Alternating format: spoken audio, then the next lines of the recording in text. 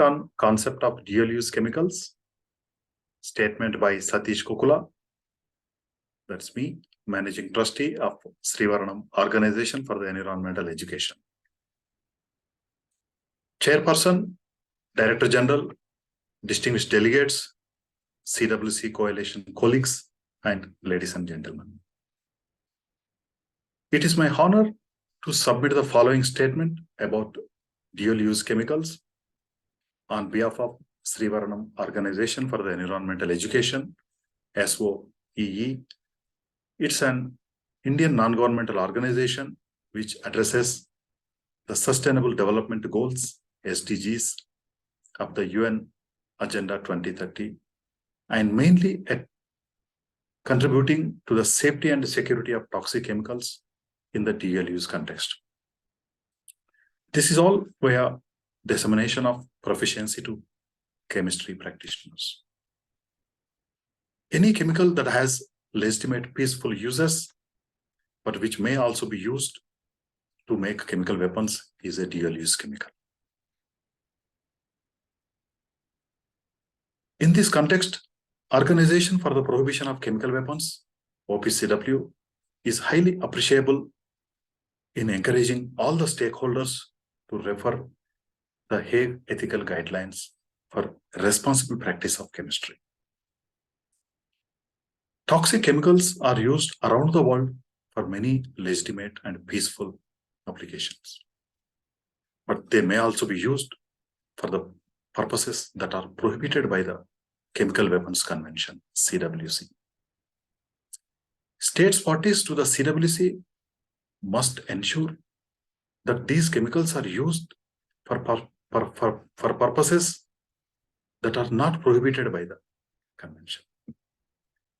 The CWC defines Schedule 1 chemicals are a type of chemical weapons, whereas Schedule 2 and 3 chemicals are considered as toxic and precursor chemicals to Schedule 1 chemicals. Most Schedule 2 and 3 chemicals, based on their properties, chemical properties, can be termed as dual-use chemicals. In addition, Schedule 2 and Schedule 3 chemicals are capable and important building blocks for production of Schedule 1 chemicals. For instance, a Schedule 2 chemical, thiodicglycol, is both an ingredient in pen ink as well as a precursor to Schedule 1 chemical, that is mustard agent. Hence, this chemical can be termed as a dual-use chemical. Similarly, there are several other dual-use chemicals which play a key role in purposes that are not prohibited by the convention, which include peaceful and legitimate uses such as industry, agriculture, research, medicine, or pharmaceuticals. Recommendations and action items to the CWC implementers. Respected Chairperson, chemical weapons may re-emerge in a number of ways, with dual-use chemicals posing a high risk of contributing to their production. Therefore, stringent verification procedures are recommended to prevent their deliberate or inadvertent diversion.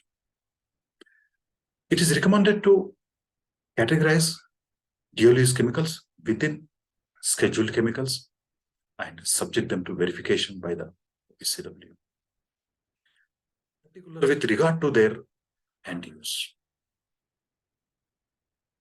And these dual-use chemicals should be consistently recorded for their quantities.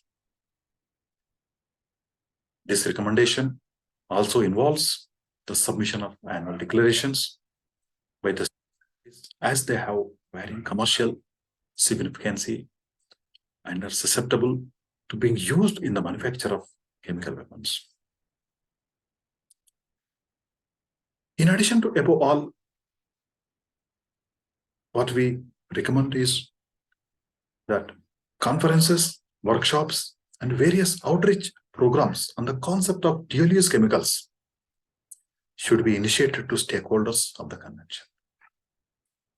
Furthermore, we request you to suggest that states parties should create and implement their own national policies to ensure the safety and security of such vulnerable chemicals. Thank you very much.